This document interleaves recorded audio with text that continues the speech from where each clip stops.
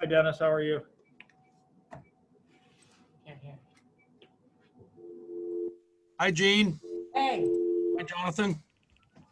How are you guys? Sorry, I forgot we had to log in the video here. No problem. I think we're just gonna need to wait for a couple. Thank you for choosing freeconferencecall.com. You're helping people around the world communicate for free. Please enter your access code followed by the password. If you are the host, press star now. Otherwise, please wait and you will be pinged into the conference. It's Dennis, Maud, and Josh are online right now. Oh, okay. Please enter your PIN. Hello. Hey, Josh. How's it going? Good, how are you? Only participant. Not bad.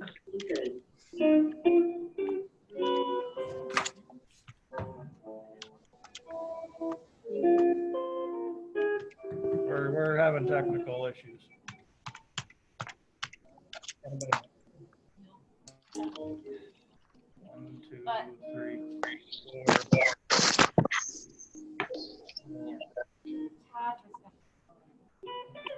So we've got four. I put a suit on. We got a Yeah, four. enough people. I I debated. You don't have to put a suit on for me. Never.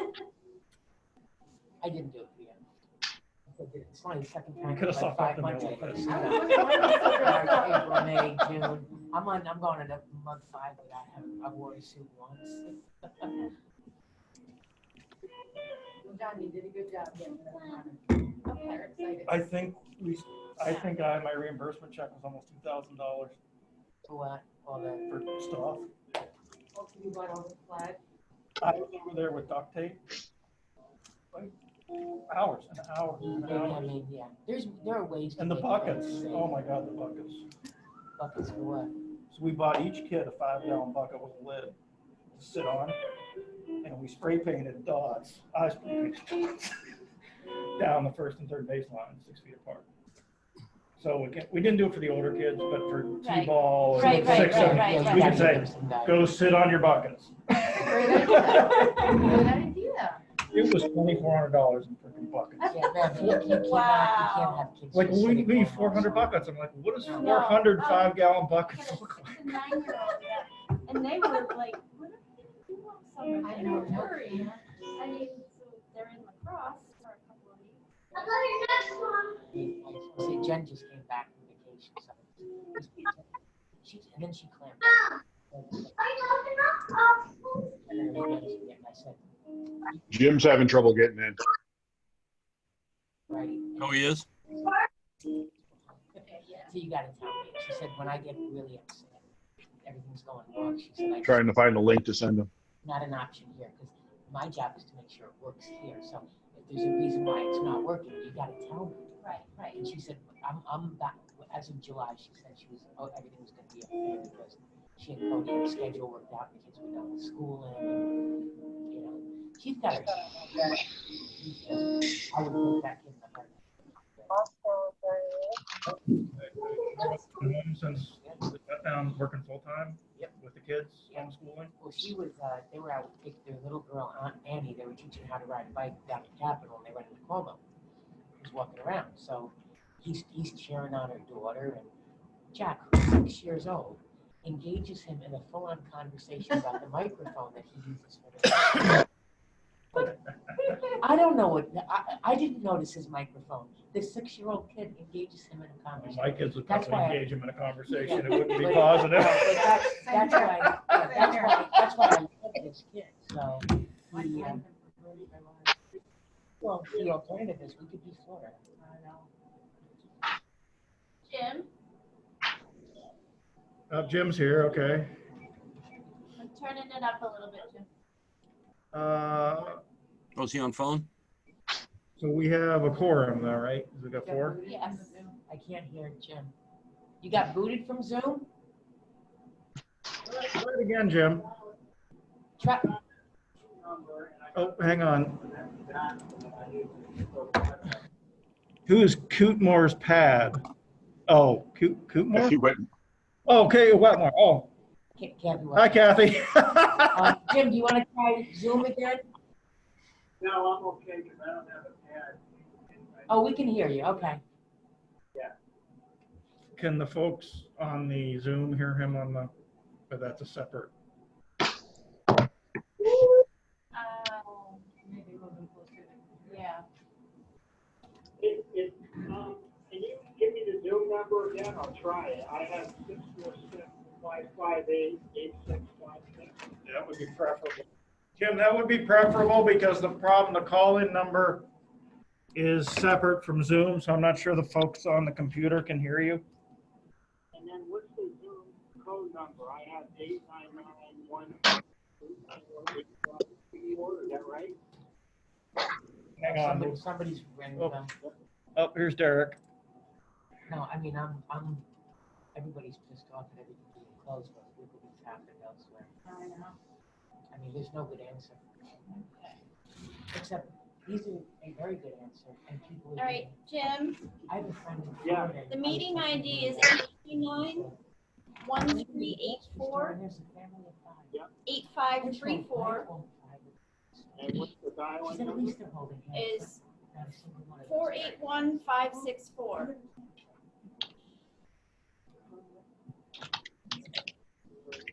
And then what's the number you I'm dial? like, I am. Oh, okay.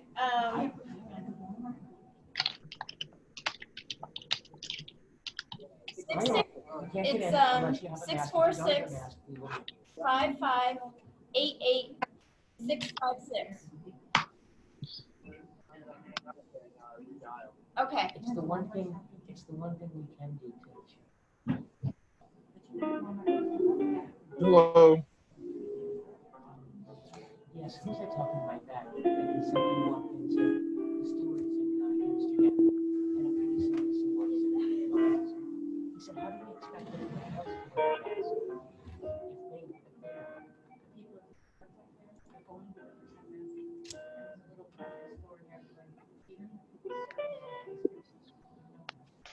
No, I won't go anywhere with they're not. I won't.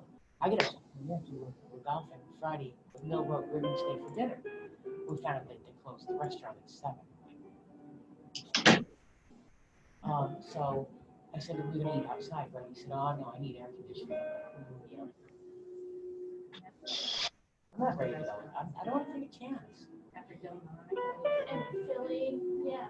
I just don't want to take a chance. I don't want to get sick. I'm ready to do everything everywhere at all times. You what? I'm ready to do everything everywhere at all times. I'm not. Not me. If I haven't had it yet, I want it.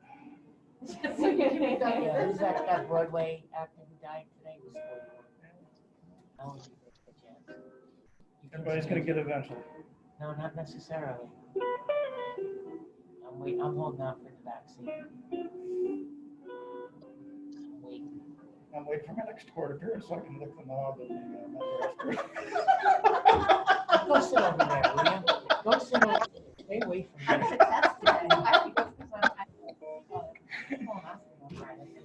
Oh, yeah, so you have to have a camp test, so I have one of that. Good idea.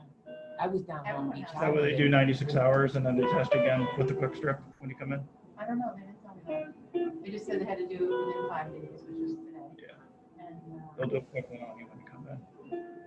Because they do have the tests that are returned every day. Yeah, But there must be a much higher cost involved with. they're not as accurate. Oh, A they're friend of not mine as works in a accurate? hospital. That's what they do for surgery. So 3 days out, you'll get the full test. And then when you arrive at the hospital, you arrive early. They quick test you. And then, Does Jim need to be admitted from a waiting room? oh, that must be, Jim, is that you? You hang up on me? Derek's here. Jim, is that you? Yep, that's me. Yeah, Yes. yep, it's me.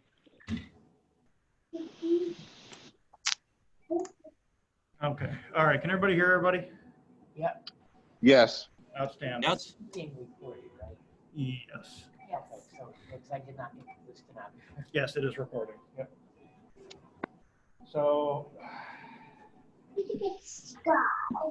I've been waiting for the folks from the chamber to punch on here, but they're not on yet. So What do we have? Us, Tabor? presentation on the loan program. Oh, Oh, the loan. the loan thing. Oh, okay, that's, yeah. I guess we want to start, we want to approve the, I'm sorry, Melissa, do you have an extra minute? Oh, I have minutes. Agenda. Oh, agenda, I have minutes. I have one, I'm already, I'm doing it. Oh, okay. I sent it out. Um, Something that never works. So we had a couple public hearings scheduled tonight. I'm sorry, I'm so behind. Dennis, are you covering that for, is Mark there with you or how? No, I'm covering it tonight. You're covering, okay, great. So Yes, sir. We'll start the 7 o'clock public hearing for the Synergy Park LLC, 3,200 square foot facility. Can everybody hear me okay? Yes. Okay. Yeah.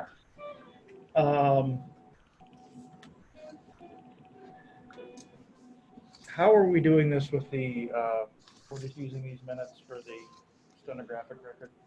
Yeah, the recording, yeah. Okay. Well, however Jim tells us to address it when we get to the record of the. Okay. Yeah, it's being recorded, so that does the trick for us. Okay, great. Thank you. Jim, do we need it transcribed and appended to anything? Not necessarily, as long as we have a recording of it, that's sufficient. Okay.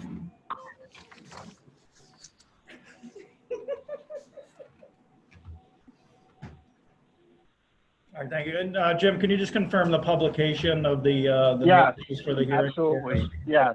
So notice was published in the Daily Gazette on June 19th, and a letter with the public hearing notice was sent to the affected taxing jurisdictions on June 17th. That would be the town of Clifton Park, Shenandoah School District, and Saratoga County. Oh, we're on the credenza. Thanks. Oh, hang on, somebody else? Nope, no, just us. sorry, I Okay. thought I heard something. Great, thank you, Jim. And then call the public hearing to order. Dennis, if you would like to do a brief presentation for everybody. I know you circled some materials via email today, and you're appearing remotely with us tonight. So Yes, the first project is a 32,000 square foot facility of Spec building in the Synergy Park off of Kins Road and Route 9. It is a project that has a project cost of $2,218,800. The project is requesting a 5 and 5 year pilot, which is standard for a spec facility, according to the policy at UTEP of the Clifton Park IDA. The expected benefits, the mortgage tax benefit, 3/4 of 1% of the fee is $13,313. The 7% sales tax benefit will not exceed $80,640. The estimated tax savings for the 10-year pilot is $228,545. The job creation is based on square footage, as we have done in the past. In the first year, this building is expected to have at least 7 employees. In year 2, 11, and in year 3, 15. The application does show how they are spread out between administration, management, and skilled and unskilled labor. Let's see. The actual value and construction of the building is $1.9 million. The rest is land and other costs. So we're requesting the IDA grant the induce the project. okay. And does anybody who is on the board, either physically present here or electronically, have any questions for Dennis before we put it up for a vote to induce? Is this a finance project, Dennis? Is it financed by a bank? Yes, it's the Adirondack Trust Company is working with them. And fully spec, you said? There's no leases in place? No interest? I'm sorry, say that again. I was asking, you said it was being built on spec, correct?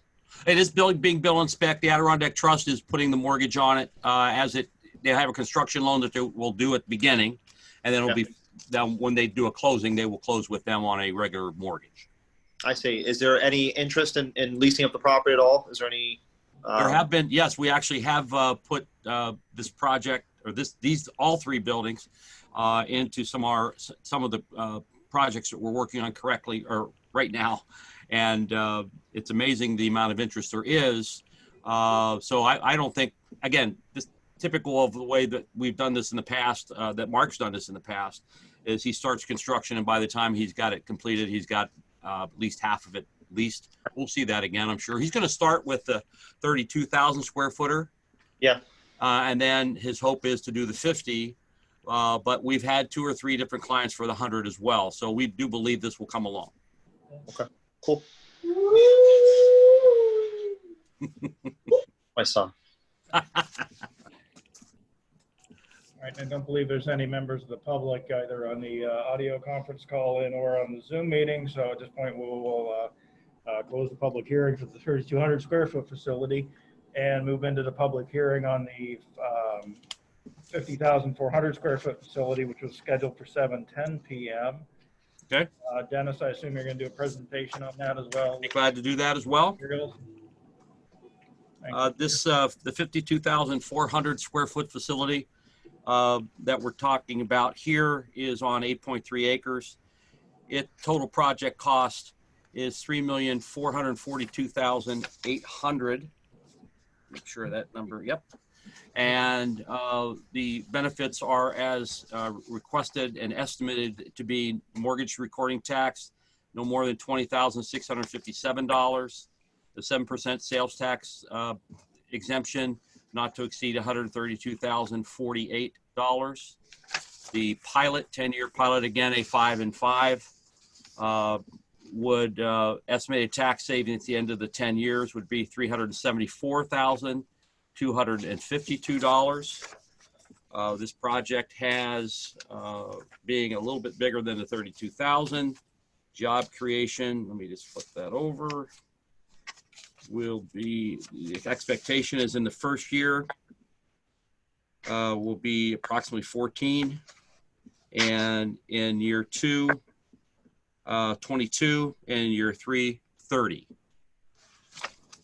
I think that's, if there's any questions, it is similar to the other building, it's just a little bit larger.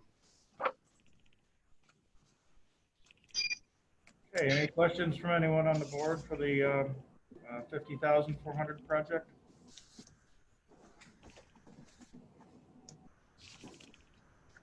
Okay, hearing none, still no call-ins, no additional persons on the Zoom meeting. So at this point, I'll close the public hearing for the Synergy Park 50,400.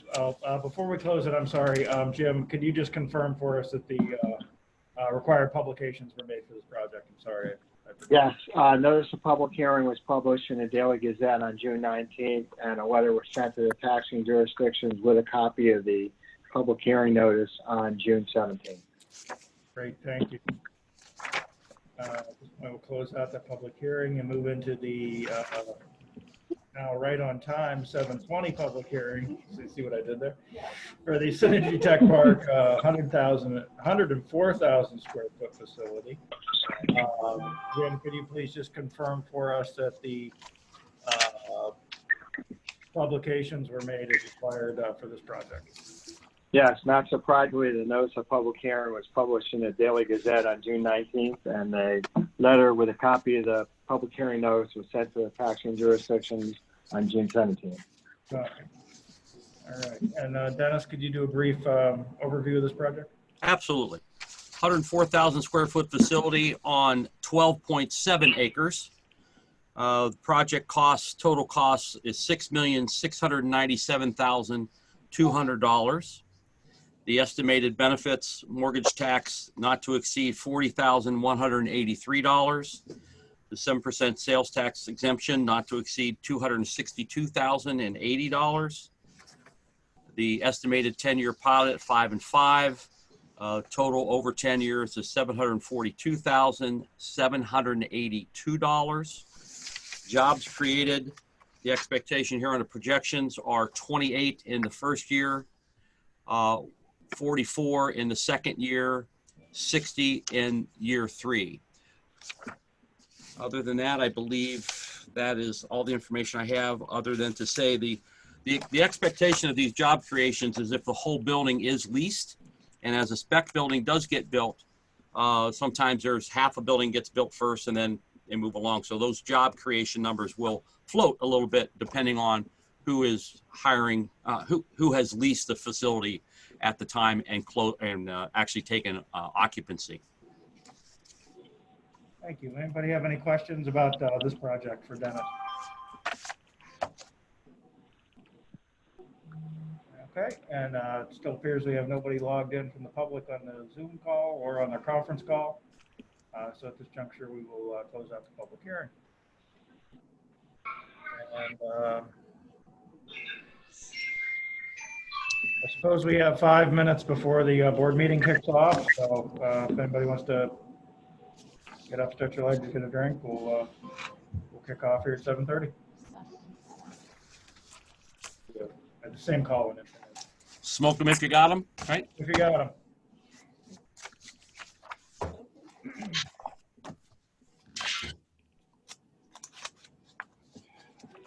Hey, Dennis. It's Yes, Jim. sir. You on? Yeah, I am. Who's on the? Which members are on the call? I heard Jonathan, Todd, Sheila. Yeah, Derek Josh here. and Josh Yep. and Derek. I Yep. see Derek on there as well. He's on the phone version, I think. Although he was on. And, Hi, I'm Derek. on the phone. How you doing? okay.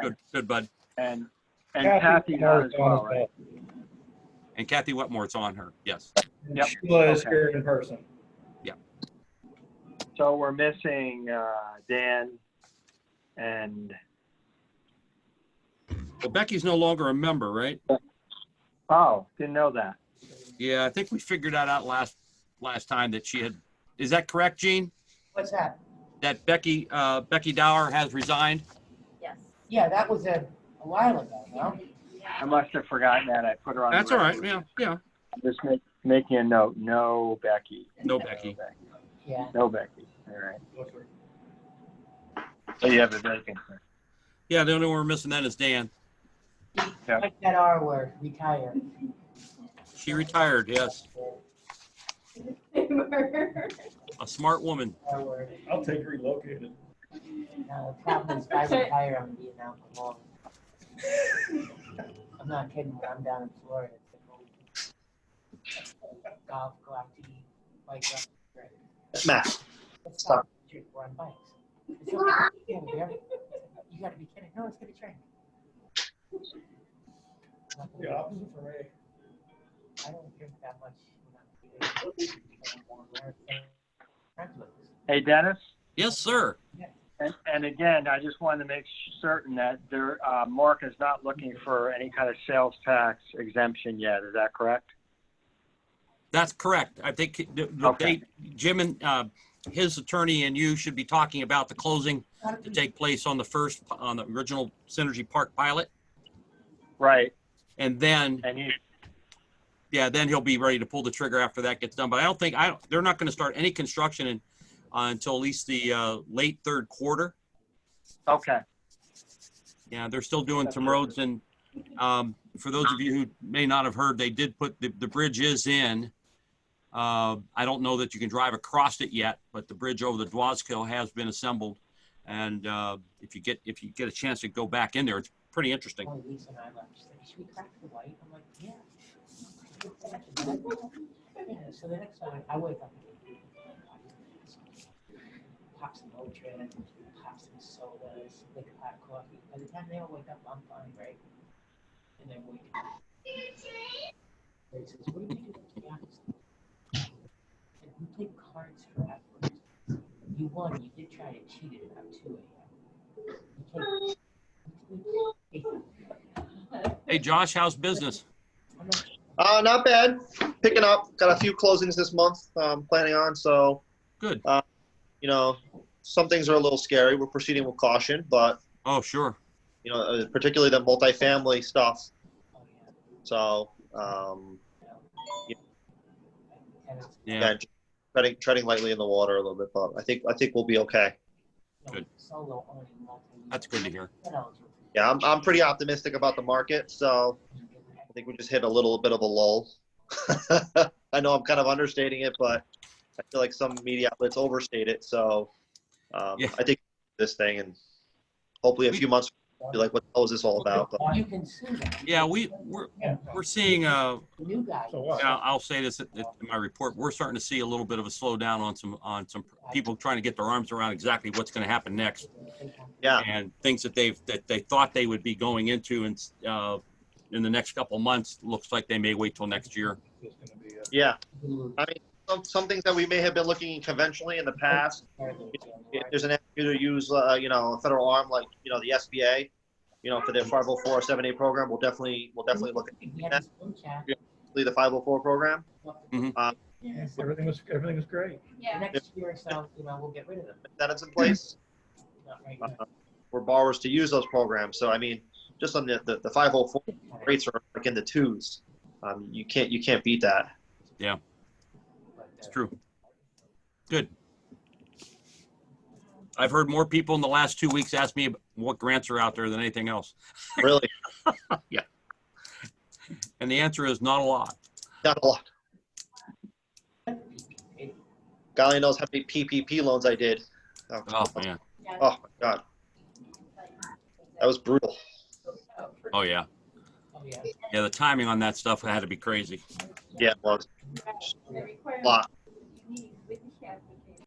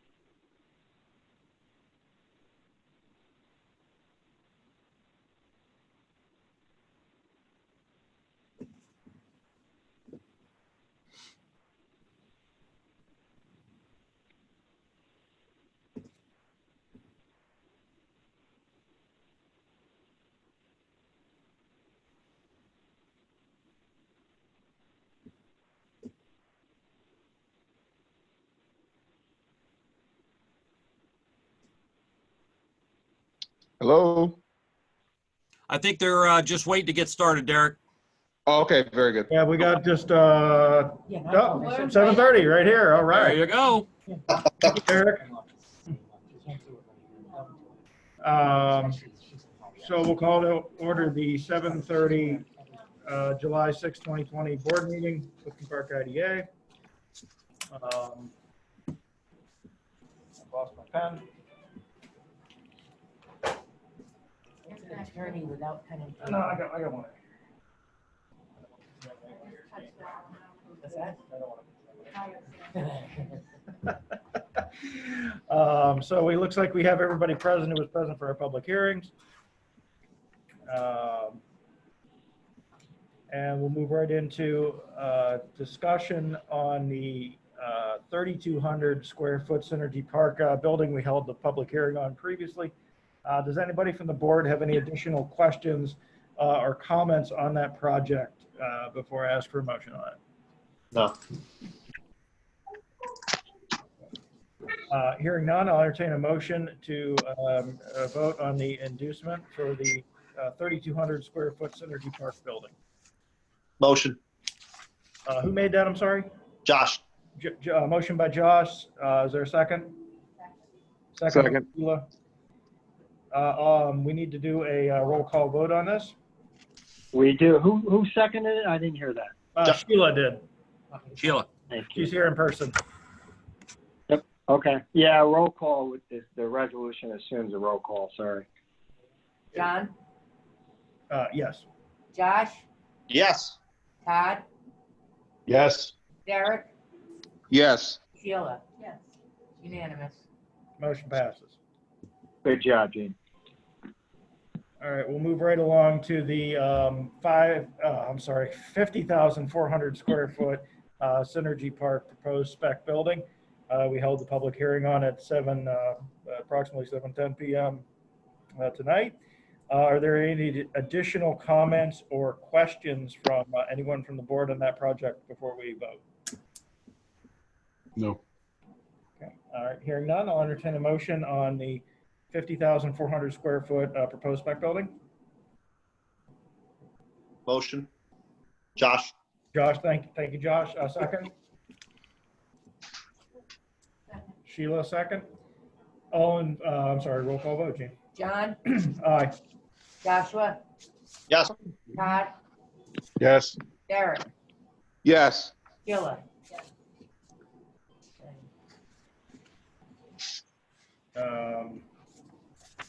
Yeah. Motion carries. We'll move on to the 104,000 square foot proposed spec building for the Synergy Tech Park. Does anyone from the board have any questions or comments regarding this proposed project? No. Hearing none, do we have a motion to move it forward? Motion. Josh. Motion by Josh, seconded by Second. Sheila. Roll call vote, please. Roll Chief. call, John, Aye. Josh, Aye. Todd, Aye. Derek, Aye. Sheila. Aye. Passes unanimously. All right, and fifth on the list, I thought that Pete Bardunius was going to be joining us tonight from the Chamber of Commerce. Maybe we'll just table 5 for right now and come back towards it at the end of the meeting, because we're probably gonna have the most discussion on it to see if he's going to join us or not. I know that Tom circulated our financial statements, which are probably also going to be germane to that discussion regarding the loan and grant program. So it probably makes sense to review those. No, he's not here, so I'll just touch on the highlights. There's really not been a lot of movement in our accounts other than that $34,850 contribution we made to secure the masks and equipment for the small businesses in our area, of which I'll just know we have been distributing those on a fairly consistent basis. Folks have been coming over and getting them. I know I carry a box around with me, and I've been handing them out to stores and restaurants that I go in. Everybody's very grateful and appreciative of that program. So thank you to everybody again for doing that. I think it's made a small impact with a big difference. So right now, our current net position after that contribution looks like about $226,824. So just keep that number in mind when we are discussing the loan and grant programs. Is there a motion to approve the financial statement? Motion. Josh. Josh, second by Sheila. All in favor, voice vote. Aye. Aye. Opposed? Carries unanimously. Did everyone have an opportunity to, now let me ask this differently. Has anyone not had an opportunity to approve, to review the June minutes? In which case, I'll ask for a motion to approve the minutes. Motion, Todd. Oh, Todd beating out Josh. Second. Sheila, second. Voice vote, all in favor? Aye. Aye. Opposed? Passes unanimously. Dennis, any update from the SEDC you'd like to give tonight, or are you going to waive on that? I just, the only thing I have is to tell you that we have noticed that some projects are being slowed down. Some that we expected to be choosing sites in this quarter or next seem to be putting off towards next year. So we're finally seeing that impact of the COVID slowdown. some people that were able to pull forward and do those projects continue to do that, but there have been a few that now are slowing down. We've had we still have had the opportunity to put out at least 5 new clients this week and last week with sites. We still a couple manufacturers, one a food manufacturer, and a couple distribution folks. They've just sort of started. They're thinking about when they come out of this, so we're expecting something for them by next year.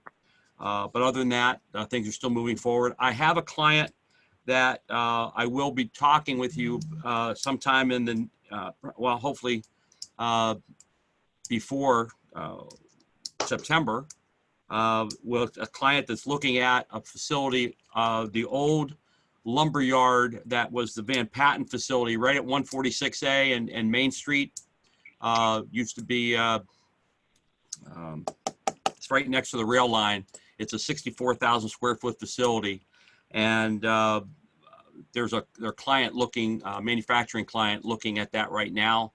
And if that's something that comes true, they'll need fit up in it. That old building isn't worth very much these days, and working towards a fit up and all those kind of things. It would be somebody who would be manufacturing housing type products and about 50 employees. So it's exciting to see that. There's very few sites that work. We have very few sites around, but that one could really be something that comes up, and we should know that before September. So as we get closer to that, I'll fill you in. But things are still moving. They're just slower than they were. Great, thank you. Thank you. I sent Pete Bardunius a text message, and he said he will be logging in very shortly. I think time got by him. Oh, no, that's okay. Is there any other business anybody would like to discuss tonight, just to get that portion of the meeting out of the way while we're waiting for Pete? Enjoy yourself. I'll just wait for him to chime in here. Can you tell us a little bit about? Yeah, essentially I know I circulated today Read it, it's on here. some general outlines of the loan and the grant program. So typically, as I'm sure everybody knows, and Jim sent us some detail today on this as well, we can't use our funds for anything, essentially. So we do have that approximately $225,000 in working capital right now. We can issue grants to applicants for, here is Mr. Bardunius. Hi, Pete, can you hear us?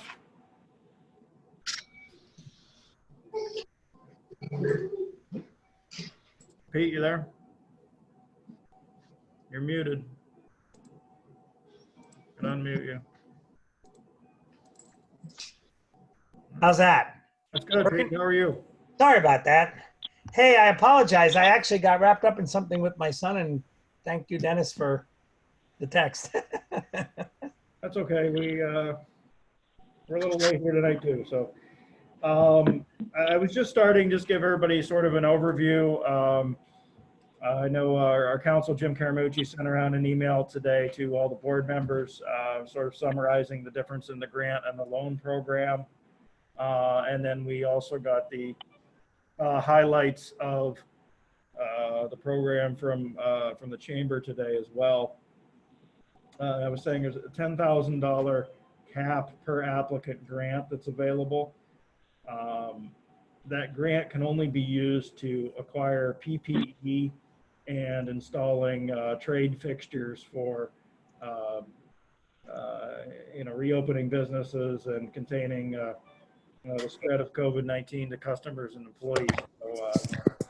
So I presume things like plexiglass shielding, directional signage, reconfiguring of perhaps office furniture, things like that would be included in that. it is applicable to anyone who has no more than 50 employees. And we have to make several determinations here as an IDA with regard to each applicant. Essentially that they were a legitimate financially viable business prior to the emergency declaration, and their business located within Clifton Park, of course, and that they've been negatively affected by the emergency declaration. The difference between the grant and the loan is capped at a much higher amount of $25,000 per applicant. It's a one-year loan with a grace period. There's no repayments allowed during the grace period. Or I'm sorry, required during the grace period, but they can certainly prepay.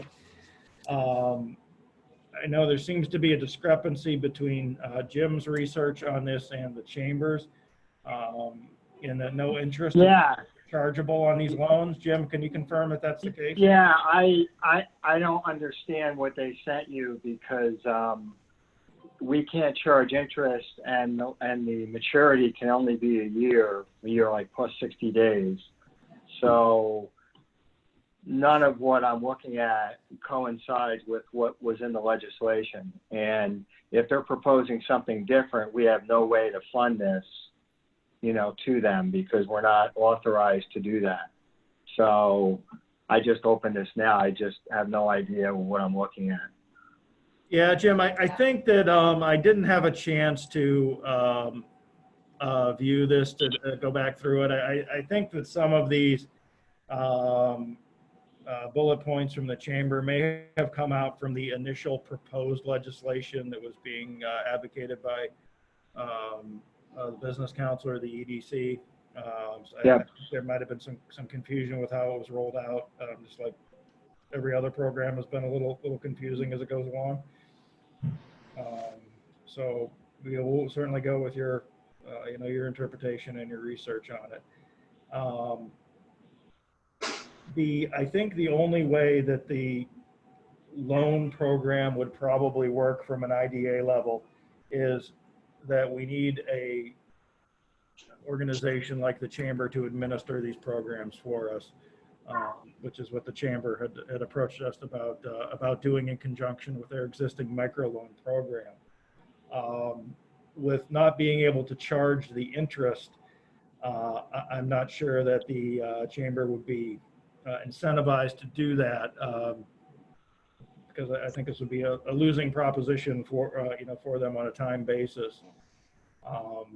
I had briefly had a discussion with their loan manager today over email, and he thought, potentially, Jim, do you think we can charge any type of an application fee or a document fee? Is there anything like that would be chargeable in connection with this, or is it just the only thing the legislation says is that you can't charge interest, so it does open the door to charging those types of fees.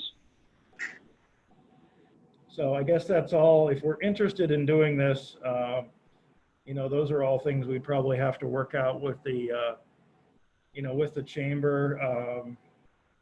Obviously from a small business perspective, I don't know that we want to go charging exorbitant fees or, fees to folks that are hurting, that are trying to get these loans and these grant programs. So, perhaps the grant makes more sense to us than the loan. But my thought was if we do have a significant amount of capital, we can make, and I'll just throw the numbers out. I was thinking of $150,000, $200,000 of our balance available for this program. Obviously we would be monitoring and approving each individual loan or grant. I don't know what the default rate would be on that. Obviously we're not going to make any money on this, but it does give us an opportunity to use that fund balance for something I think that.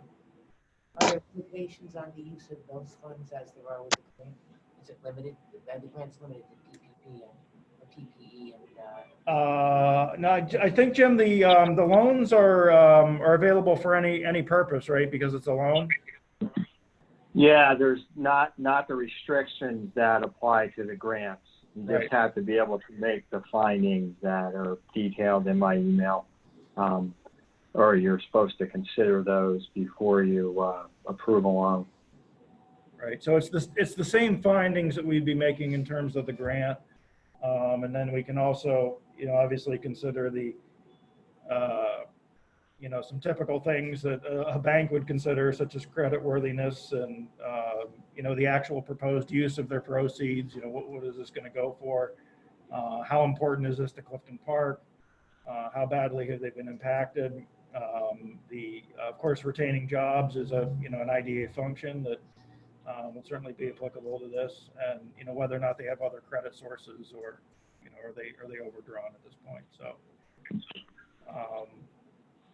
So I don't know, just open it up for discussion on it. I mean, my thought was using a significant portion of our fund balance to do this program, make it available. I don't know how many people and businesses would take us up on the loan portion of it. I think, of course, we're going to be looking at grants.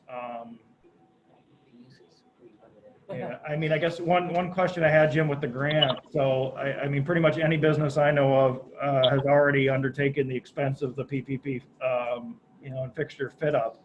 Can they Right. I think grant toward expenses they have already incurred? I think if they can evidence a purchase, I think you can reimburse them. I mean, it doesn't say that, but it doesn't say you can't. And I checked with Ryan Silva, and he seemed to think that made sense. Yeah, because I know I've seen somewhere statistic it's approximately $3,000 for the fit up cost for gas stations, restaurants, places with a high volume of people, and I think that's fairly accurate in terms of what some of my own clients have spent and in my experience on this. So I don't know that we would probably get more requests for grants than loans, I would expect.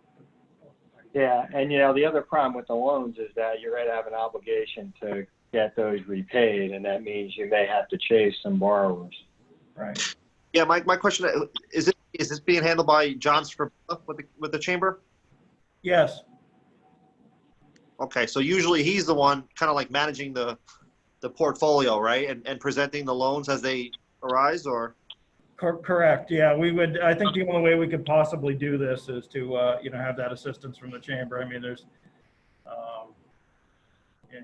it's already enough to keep up with all of our required filings and the pilot programs and all of that. So I don't know that I'm really willing to turn into a bank here, but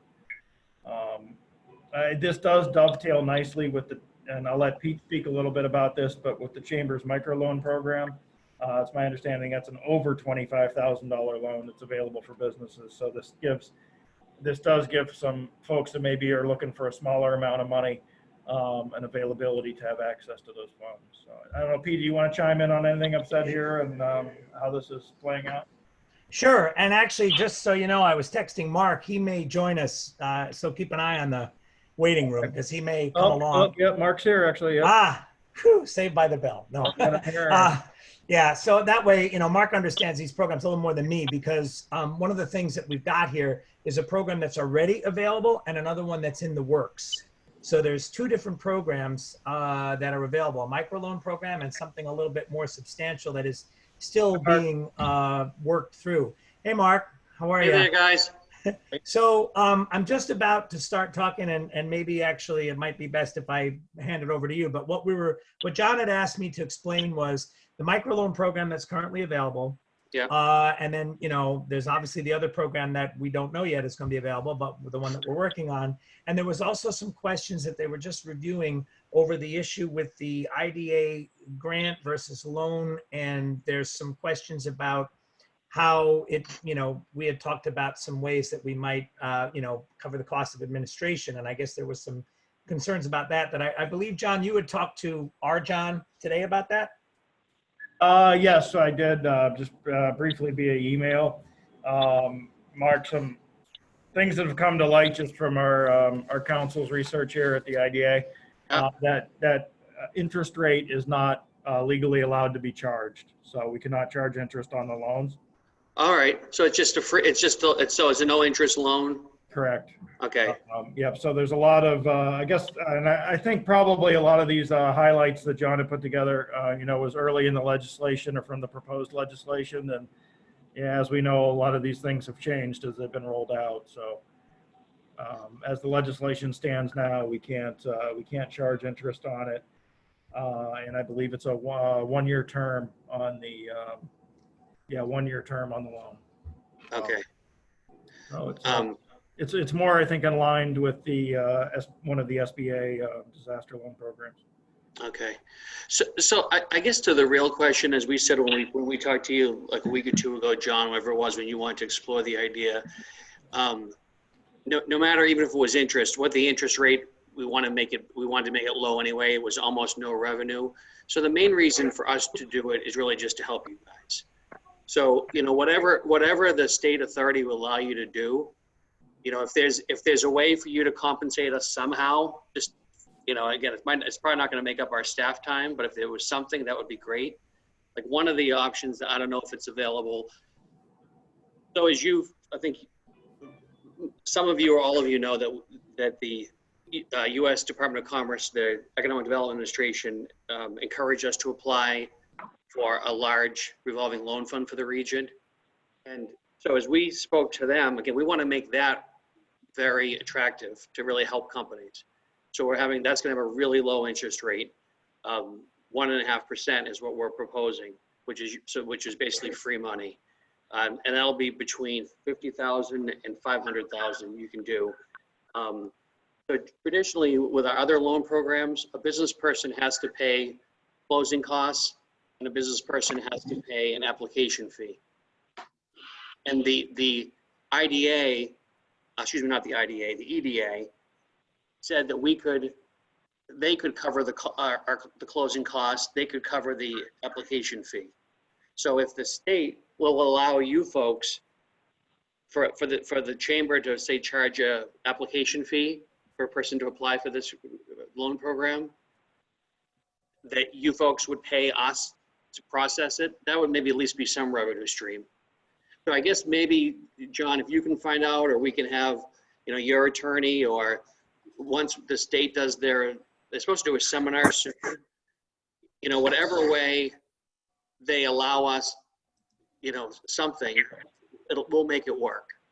I would think that they must allow some expense, because otherwise, even you folks, if you had a staff person, how would you absorb it? So we're willing to be flexible. Again, our main reason for doing it isn't to make any money anyway. If we can cover some costs, great. If not, we'll just do it to help you.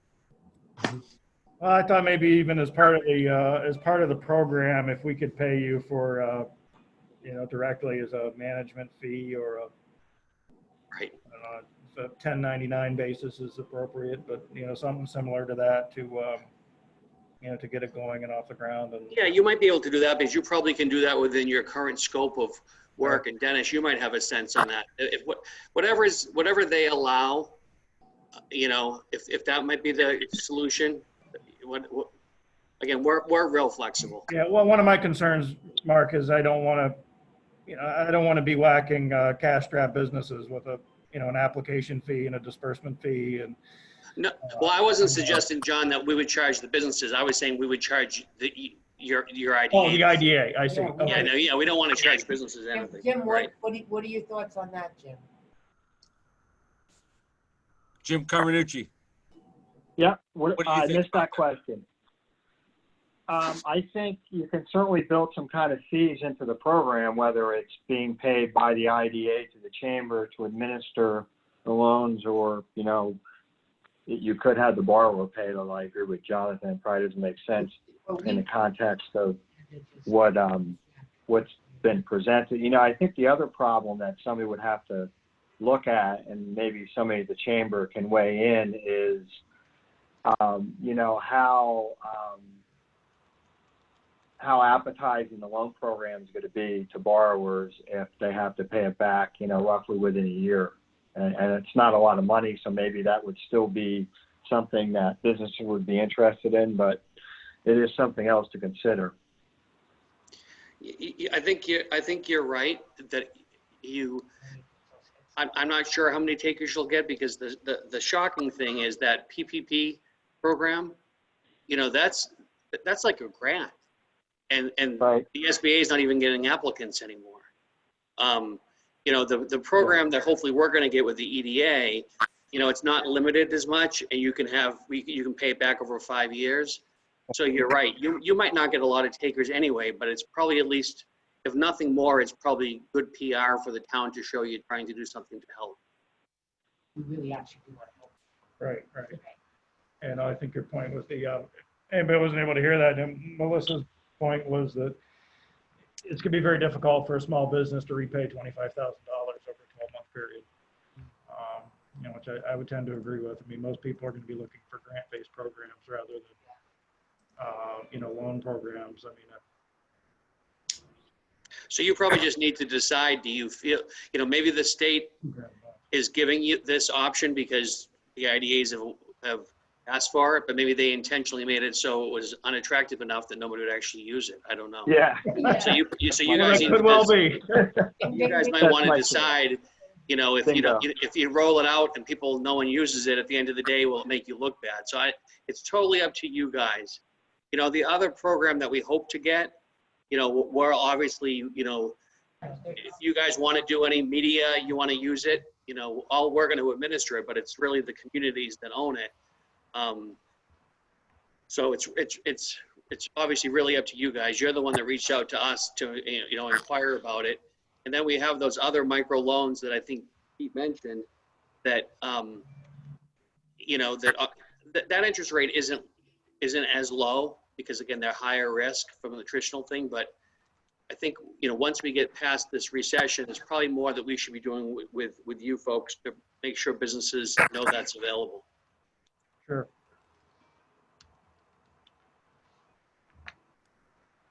Anybody else have anything to add or any? So there's just to clarify, there's two programs, right? There's one program that is currently offered that seems like a microloan program that has it's a 1 year loan with no interest. Am I correct there? Yeah, there's two programs we'd be able to offer, Josh. We'd be able to do the grant of up to $10,000 for PPE and physical fixture improvements.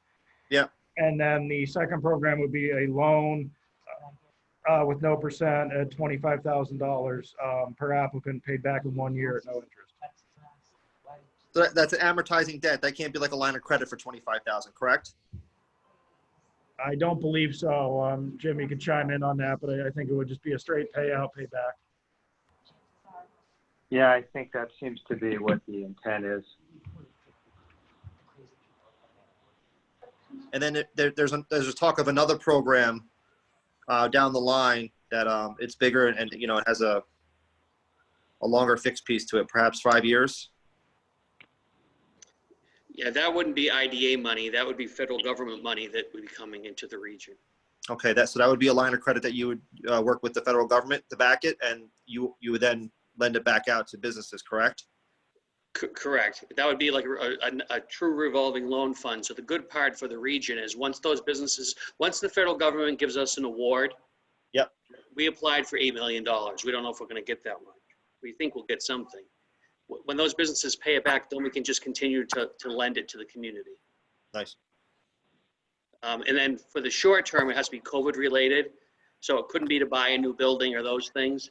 But once it gets paid back and we use it normally, you could use it for businesses who are looking to expand. Right now, it's for businesses that are looking to survive.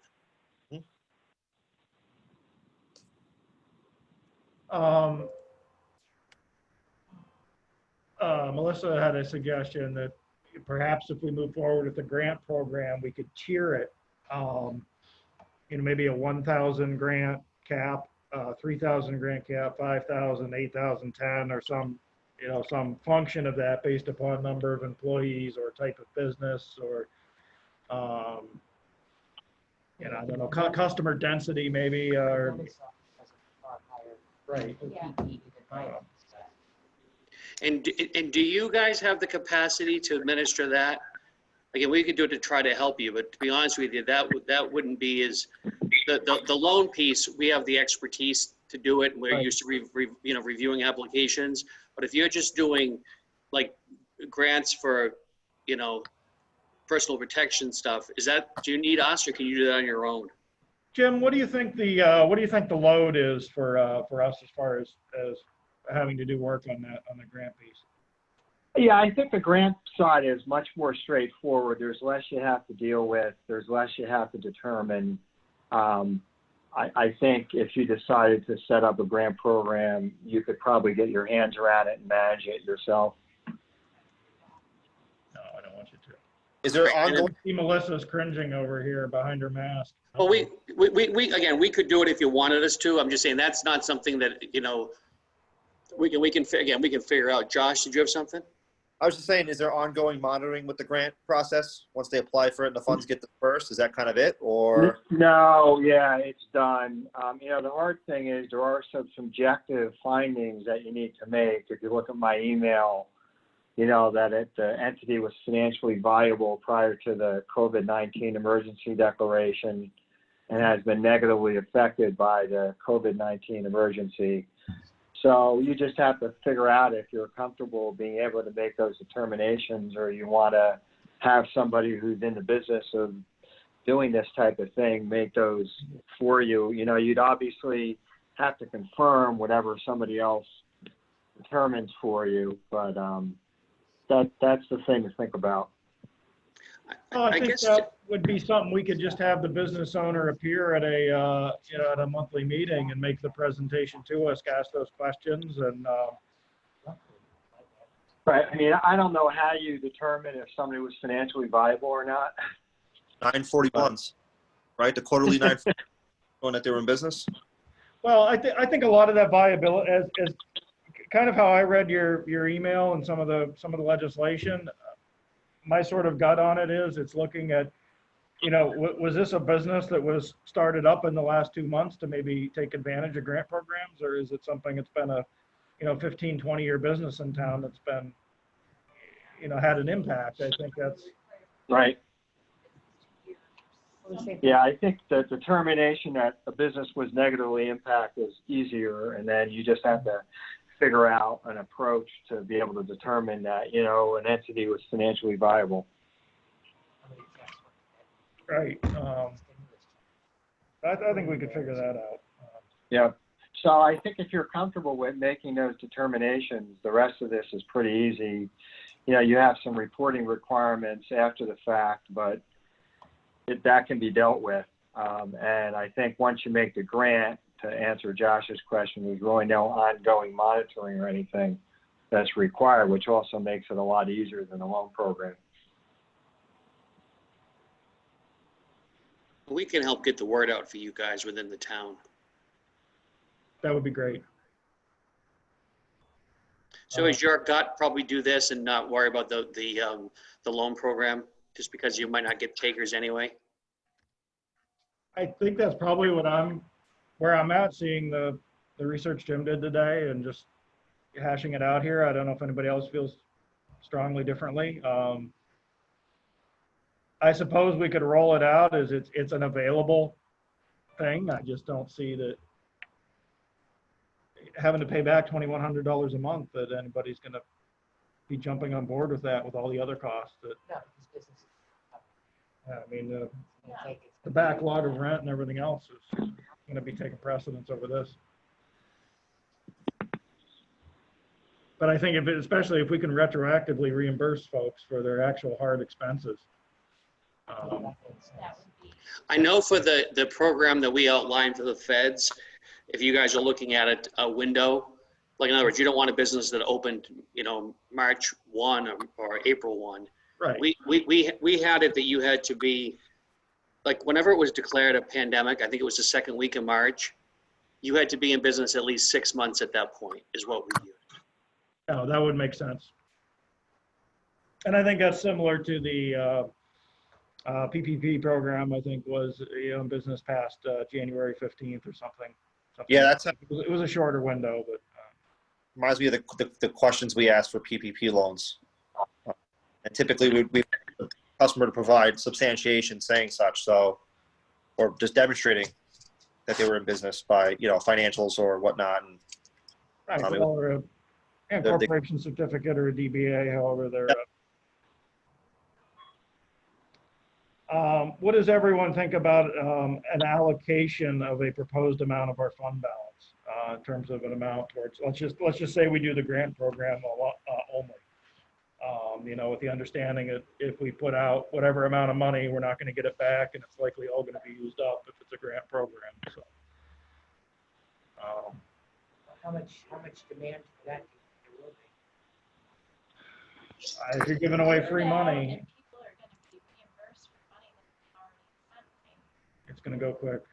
If we did $200,000 just for figuring sake, and let's just say we do 3,000 per grant, that's 66 businesses.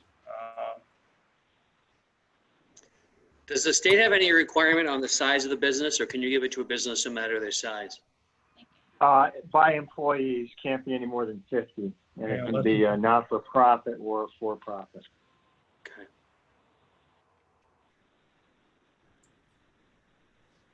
If we did that sliding scale that Melissa suggested, which I think is a great idea.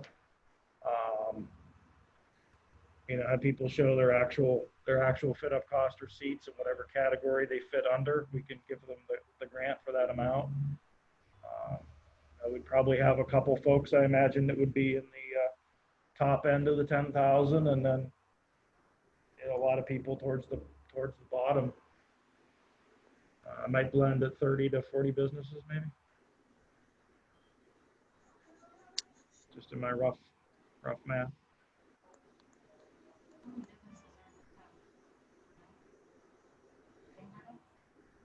Mark, do you have any idea how many small businesses under 50 employees would be within Clifton Park? I know, Pete, do you? I'm thinking, Most of them, to be honest with well, yeah, I was gonna, yeah. I mean, you. There's a lot. Dennis, you have any idea? There's a hundreds lot. of them. At least 300. That's okay. That would make sense. So I'd guess this would be gone in a week and a half. If The key is getting the word out and letting them know that you're not going to put them through a lot of hoops. right. Basically, see if we almost can spell out, you have to meet these three criteria or whatever it is, and you have to give us a receipt. Well, so do you think you'd be able to develop a simple 1 or 2 page loan application and that tiered criteria? Does anybody have any input on the tiers? I just think that that's the best way to do it, but, Well, so many employees or the size of the business, Well, there's. well, so we could have a dental office too, and employees that needed $1,000 PPE.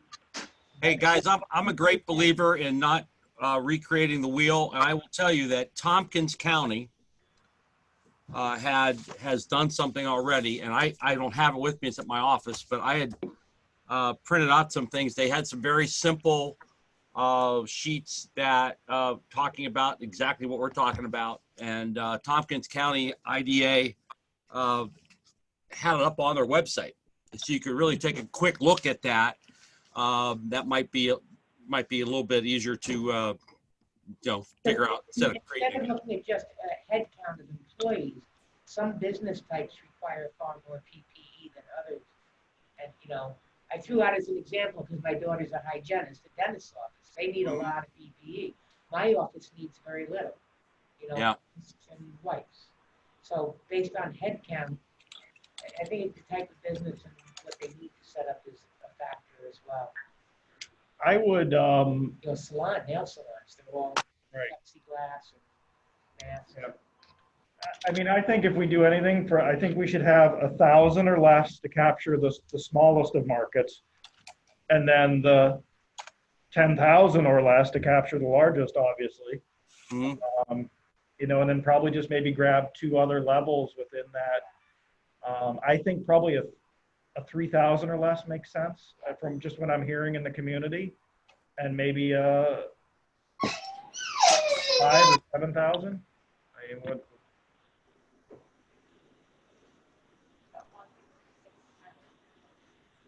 How's everybody feel about 1, 3, 6, 10? Easy math. Yeah, I'd rather keep it lower and do more. Right. If there's 300 out there, that's what it's. I agree with that. Yeah. To Okay. get Very the- few businesses needed that Yeah. much. Hmm. Most And businesses. honestly, And then 10,000, that's a lot of PPE. I mean, I've got a client center, the biggest. The dentist office is a lot more difficult to bring in. Go to the dentist. They don't have to go to the restaurant. Hey, Dennis? Yes, sir. I'm sorry. I was digging on that website. Is that what you were talking about? Except there's no specific link to the loan application. You just have to I scroll was all just- the way down. I'm just looking now too, because I'm wondering if I finally got the wrong name. Well, if you go to that one that I just gave you, scroll all the way down. Yeah. This thing, tcad.org, Tompkins County Area Development. Is that it? Yeah, that's where I'm Yeah, I at. thought so. Oh, all right. Then that's it. Okay. Yeah, but, You guys think of doing these in the map based on the number of employees? If that's helpful. I think just the amount that they've expended or anticipated to expend on PPE. How about 1, 3, 5, and 7? Okay, okay, how do they get to 135%? Their actual expenditures. So they have to meet the criteria. I'm guessing 98% of these places have already bought the stuff. Oh, yeah. So they're gonna have the receipts, submit it, we'll give you the grant. Okay, I like that. Simple and easy, and if you haven't done it yet, if you're a phase 4 or a reluctant phase 2 or 3, what is your anticipated expenditure? We'll give you the grant. You And gotta have it have to be paid back once you provide the proof of expenditure. nice, I like that. Seems pretty simple. The one thing is that no company can come back again. Correct, it's a one-time, one-company grant, absolutely, yep. And I think that's, Jim, correct me if I'm wrong, but I think that's contemplated by the legislation. Yes.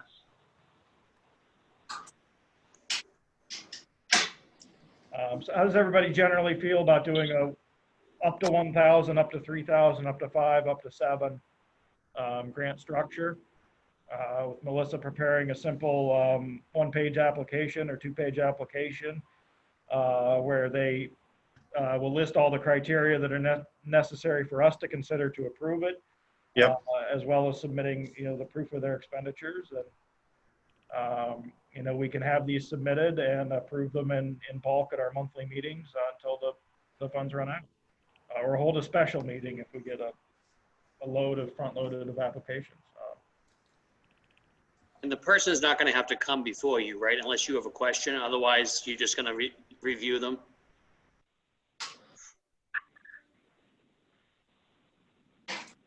Jim, what do you think about that? I missed part of that question, sorry. We need to have an applicant for a grant personally appear before the IDA, or could we just No, I don't think so. That might be a little cumbersome. I think you can satisfy whatever you need to under the statute without necessarily getting people in front of you. From my view, dealing with businesses every day, it would be much more attractive. If they had to come to your meeting, someone might just say to hell with it. Yeah. I like easy, as long as we can do it and it's kosher with the state, that's all I care about. So if everybody's in general agreeable with that structure, how about the amount of money that we would like to allocate to this program? What did you calculate? We've The got- averages. We got 225 in the bank. Obviously, we can't use all our cash. Do we start low and then maybe in a couple months or a month or so, next meeting? I mean, allocate a small amount, then a larger amount as we get applications. Yeah, just see, just do I don't know, 50, 75,000 and then kind of go from there. Is that too low? My God, I think it's going to go quick. It's an opportunity to use our money. We're never going to use these funds for anything that would normally be applicable. I'd suggest 100,000 maybe for the first tier. It's an attractive, impressive number to put out there that we have this available, at this tiered grant structure. I think it would give some people some confidence that they'll be able to get to get the funds. And then depending how many applications we get in, we could consider an additional, refunding at the next meeting. Yeah. Does that sound? Right, and you should be getting more fee income this year, right? That's something. Correct. We got all these big projects coming through, so. Yeah, I think, I would think we'd be able to make up another 50,000 on some other, but Yeah. I think starting with 100 gives you the ability to show some value to a lot of businesses, some of them that, small ones. Again, the other thing is, you don't, when you think about this, just because somebody spent $2,000 to do this, doesn't mean that you have to pick up all of it. You can talk about, there's strategies for that. So you can think about that a little bit. I mean, I'm all out for helping anybody as much as you can, but if you want to spread it to the most businesses, then you have to be thoughtful of that again too. I'm just, you're heading into some different water than you've ever been in. If you really want to go to get your biggest bang for the buck, it's affecting the most employees, I guess. Well, I think if we had a cutoff date with all applications submitted by, we can set a special meeting to consider these applications, maybe if it makes sense. Yeah. Mid-August, all applications submitted by August 1. See how many we have. If we get overwhelmed, we can certainly put in the application that the funds are not guaranteed. And if it makes sense to give everybody 1,000 to spread the wealth to everybody, and not exclude people, then that's fine. And if we get a low number of applications, we can get closer to fulfillment of the whole numbers. And as that. To Dennis's point, maybe if they spend $3,000, maybe the IDA does 1,500. Like Sharon and. Yeah. But again, it's also for not-for-profits, and there may be some not-for-profits out there that have really struggled, just due to getting set up. And just an example I'd heard of the other day was,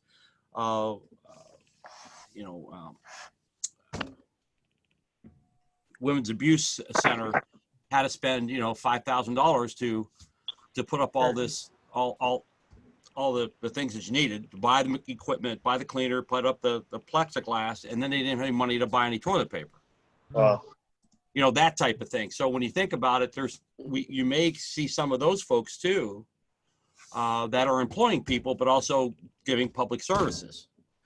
And it's a mixed bag. You might be surprised what you see. And I think that, that's, certainly, a center like that, Dennis, I think is, given everything with the shutdown and the spikes in domestic violence and things like that and people's employment, I think it's all interconnected. And I think if anything, this entire shutdown process has shown us is how interconnected everything is. Yep. Yeah. I agree. That organization wasn't in Clifton Park, by the way. It was in Saratoga Springs. But it's just the amount of money that people had to spend. It was incredible. No, just everybody generally fine with the program we've hashed out. Any questions or? I'm happy to put it up for a vote. Do it. The program we laid out would be developed and administered by Melissa. I'm happy to assist with I can help out. with anything with the application and things. You start getting a lot of paperwork. Yeah. Absolutely. We'd be structuring it as a grant-based program capped at $7,000 with tiers of $1,000, $3,000, $5,000, and $7,000. Applicants would have to submit the necessary information for us to make the necessary approvals and determinations pursuant to the enabling legislation, as well as any other documentation the IDA may require to approve the grant, such as receipts for expenditures, proposals, or estimates. We would put a deadline for applications to be submitted towards this grant for the first initial funding phase. I suggest we give folks a month, but we can work out those details later. And we would allocate an initial $100,000 of our fund balance towards this program to fund the first phase of grants, with the ability for the IDA to meet and consider allocations of additional funds should the need be warranted. Obviously, with everything being approved based upon this board's discretion. Is there a motion for that? Motion, Josh. Motion by Josh, second. Second by Sheila. I believe we should do a roll call vote on this since it's such a large amount of money. Gene? Okay, John, Yes. Derek? I think Derek, you're I think you're missing a quorum. we lost Derek? Derek, are you there? We lost- I think Todd and Derek had to go off. Okay. Can anybody, do you have the phone number for them? I'll call somebody and ask them to jump back on. Yeah. Let's see if we can get just one of them back on is all we need, right? Just need 4? Yes. I'm gonna sign off, but once you folks decide what you have, just let either Pete or myself know. We'll help get the We word will. out. And we really Thank you. appreciate that, Mark. Thanks, And, thanks, thank Mark. you for Thanks, everything. Your help Thanks. with the program. Good job. Thanks, Mark. Yeah.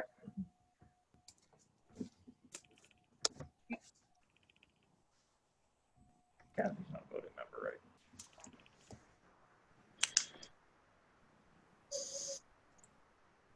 I figured it was easier to have him come and explain all that. I knew that he would Oh, have no, no. a hand on it. Yeah, it works. I'm excited about the fact that the chamber has such connections now with a lot of these financing programs. It's not something that we really had at the Southern Chamber. So this is new, and it's more to come, which is exciting. Yeah, the Alltech Loan Fund program, which is just for Albany County, is a really good program that I've used. I've leveraged before in the past, and that's clutch when someone either needs to come in with more equity, or they can't get straight conventional financing from a bank, or they don't want to really go the SBA avenue. Alltech has been clutch. Yeah, exactly. And it was exciting to hear that they would be willing to, they meaning Albany County, really, because they had a lot of say in it, to expand this new application to go out to 6 counties.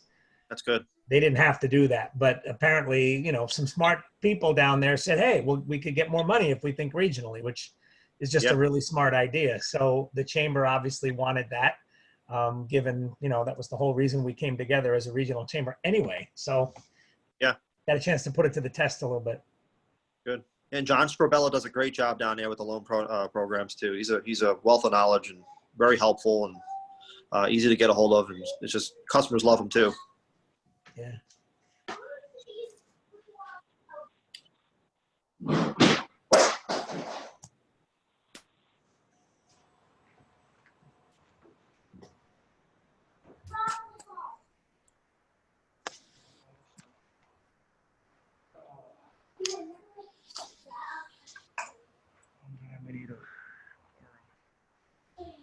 Oh, Derek's on, awesome.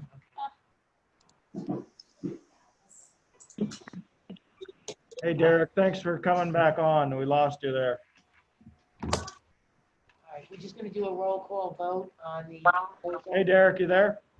Yeah, I'm back. I'm sorry. My phone died. Had to find a charger.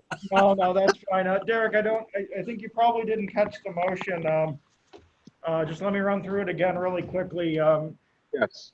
You were on for the basics of the program that we outlined, right? Yep.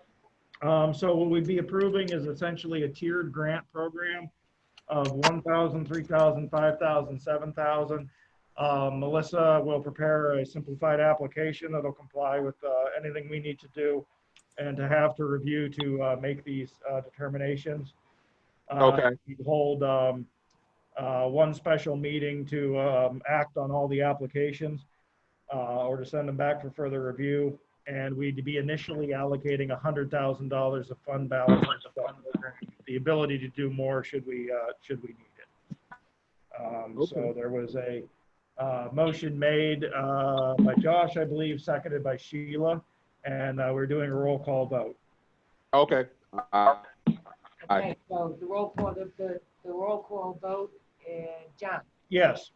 Josh, Yes. Derek, Yes. Sheila. All right, we passed. All right. Sure.